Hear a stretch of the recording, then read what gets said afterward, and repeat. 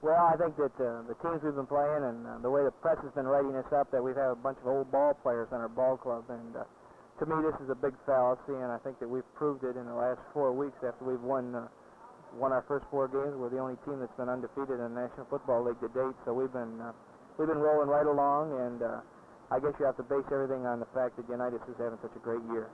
How is Unitas' throwing arm?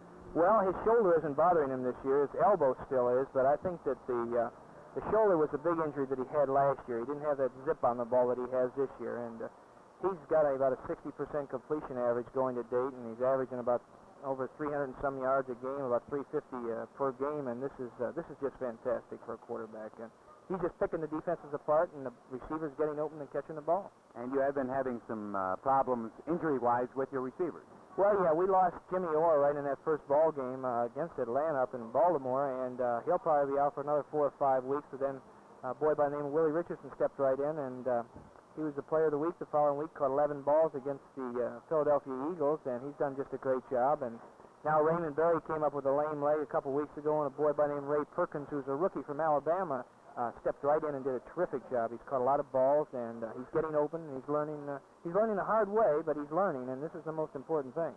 And you have a first-string job nailed down this year. Yeah, this is the first time in about 7 years I've really actually had it nailed down officially, and I'm going to keep it. I think I'm starting at halfback, and so far to date I've had a pretty good season. I'm averaging, I guess 4.5 yards a carry, and I've been catching the ball 3 or 4 times a ball game, and this puts you, it doesn't make you a league leader or a superstar, but it's as long as you're contributing to the offense, this is important.